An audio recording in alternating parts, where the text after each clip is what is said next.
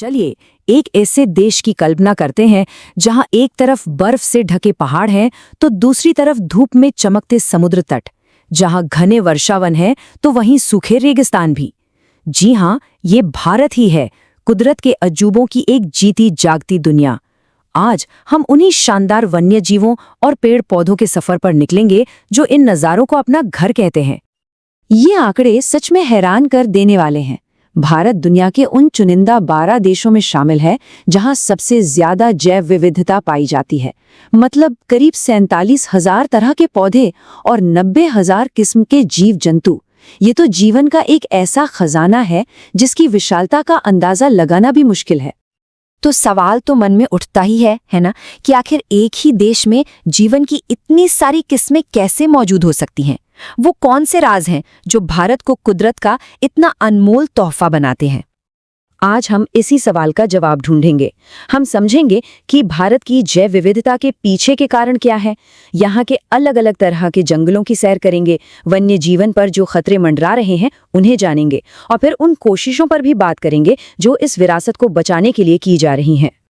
तो चलिए शुरू करते हैं अपने सफर का पहला पड़ाव और समझते हैं कि इस कमाल की विविधता के पीछे की असली वजहें क्या हैं। तो इस अविश्वसनीय विविधता का राज क्या है? देखिए, इसे हम मोटे तौर पर 2 मुख्य वजहों में बांट सकते हैं। पहली वजह है जमीन की बनावट, कहीं ऊंचे पहाड़ तो कहीं गहरी घाटियां और अलग अलग तरह की मिट्टी। और दूसरी है जलवायु, यानी तापमान, सूरज की रोशनी और बारिश। जब ये दोनों चीजें मिलती है ना, तो अनगिनत तरह के प्राकृतिक घर तैयार होते हैं जहां जिंदगी अपने अलग अलग रूपों में पनपती है। और इन्हीं अलग अलग प्राकृतिक घरों को यानी जंगलों को और करीब से जानने के लिए अब हम निकलेंगे भारत के 5 खास तरह के जंगलों के एक बड़े ही मजेदार सफर पर। ये जो नक्शा सामने है ना, ये हमारे सफर का एक छोटा सा ट्रेलर समझिए। हर रंग एक अलग तरह के जंगल को, एक बिल्कुल अलग दुनिया को दिखाता है।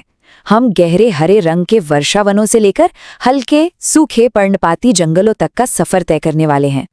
हमारे सफर की शुरुआत हो रही है भारत के उन इलाकों से जहां सबसे ज्यादा बारिश होती है, यानी उष्णकटिबंधीय सदाबहार वनों से। जरा सोचिए, एक ऐसी जगह जहां साल में 200 सेंटीमीटर से भी ज्यादा बारिश होती है, इतनी कि पेड़ 60 मीटर की ऊंचाई तक मानो आसमान को छूने की कोशिश करते हैं। ये है उष्णकटिबंधीय सदाबहार वन। और इन्हें सदाबहार क्यों कहते हैं? क्योंकि यहाँ पेड़ों के पत्ते गिराने का कोई एक तय मौसम नहीं होता, इसलिए ये जंगल साल भर हरे भरे दिखते हैं। ये आबनूस और महोगनी जैसे कीमती पेड़ों और हाथी, बंदर और दुर्लभ एक सींग वाले गैंडे जैसे शानदार जीवों का घर है। अच्छा, ये स्लाइड बहुत अच्छी से दिखाती है कि सदाबहार वन और हमारे अगले पड़ाव यानी पर्णपाती वनों में क्या फर्क है। तो चलिए देखते हैं कि पर्णपाती वन कैसे अलग हैं। ये जंगल, जिन्हें हम मानसूनी जंगल भी कहते हैं, भारत के सबसे बड़े हिस्से में फैले हुए हैं। यहाँ जिंदगी मौसम की धुन पर नाचती है। 70 से 200 सेंटीमीटर बारिश के साथ ये सदाबहार वनों से थोड़े सूखे होते हैं। इनकी सबसे खास बात यह है कि गर्मी के सूखे मौसम में यहाँ के पेड़ पानी बचाने के लिए 6 से 8 हफ्तों के लिए अपनी सारी पत्तियां गिरा देते हैं।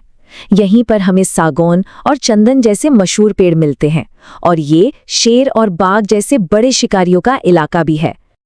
चलिए अब इन हरे भरे इलाकों को पीछे छोड़कर हम बढ़ेंगे देश के सूखे हिस्सों की तरफ, जहां हमें मिलते हैं कंटीले वन और झाड़ियां। जिन जगहों पर साल में 70 सेंटीमीटर से भी कम बारिश हो, वहां जिंदगी आसान नहीं होती, पर यहाँ के पेड़ पौधों ने जीना सीख लिया है। उनकी जड़ें पानी की तलाश में जमीन में बहुत बहुत नीचे तक चली जाती हैं, और पत्तियां छोटी होती हैं ताकि पानी भाप बनकर उड़ ना जाए। ये जंगली गधों और ऊंटों जैसे सहनशील जानवरों का घर है, जो इस मुश्किल माहौल में रहने के लिए पूरी तरह ढल चुके हैं। अब मैदानों से सीधा चढ़ाई करते हैं पहाड़ों की तरफ, देखते हैं वहां कैसे जंगल मिलते हैं।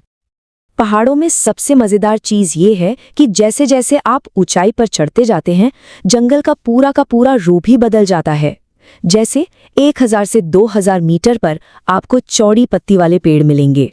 फिर थोड़ा और ऊपर 1500 से 3000 मीटर पर आपको मिलेंगे चीड़ और देवदार जैसे नुकीली पत्ती वाले पेड़। और अगर आप 3600 मीटर से भी ऊपर चले गए तो वहां बस अल्पाइन घास और छोटी छोटी झाड़ियां ही बचती हैं। और अब हमारे इस सफर का आखिरी पड़ाव, हम पहाड़ों से उतरकर सीधा चल रहे हैं समुद्र के किनारों पर, जहां हमारा इंतजार कर रहे हैं अनोखे मैंग्रोव जंगल। ये जंगल उन जगहों पर उगते हैं जहां जमीन और समुद्र मिलते हैं, मतलब जहां ज्वार का खारा पानी आता है। इन पेड़ों की जड़ें कमाल की होती हैं, वो पानी में डूबे रहने और वहीं से सांस लेने के लिए बनी होती हैं। गंगा ब्रह्मपुत्र डेल्टा में पाए जाने वाले सुंदरी पेड़ इन्हीं वनों का हिस्सा हैं।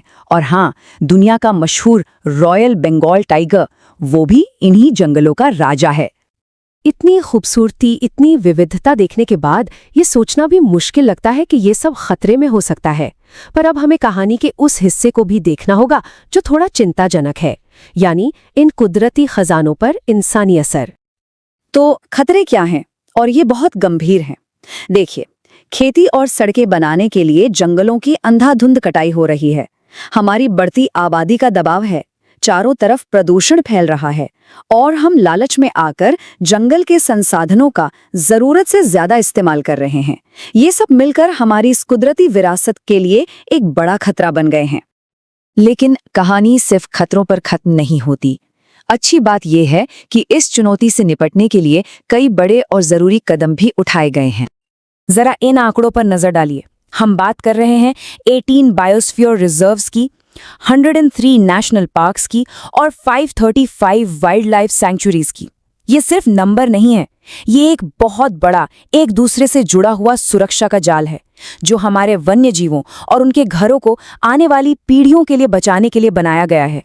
और ये नक्शा हमें दिखाता है कि ये सुरक्षित इलाके पूरे देश में फैले हुए हैं, जो हमारी इस कुदरती विरासत के लिए एक ढाल की तरह काम कर रहे हैं। इन सभी कोशिशों को जो कानूनी ताकत मिलती है वो आती है 1972 में बने वन्यजीव संरक्षण अधिनियम से। यही वो कानून है जो भारत के जंगली जानवरों और पेड़ पौधों की सुरक्षा की गारंटी देता है।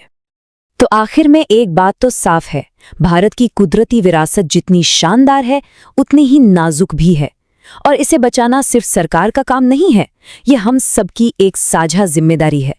तो सवाल यही है कि क्या हम सब इस बड़ी चुनौती के लिए तैयार हैं?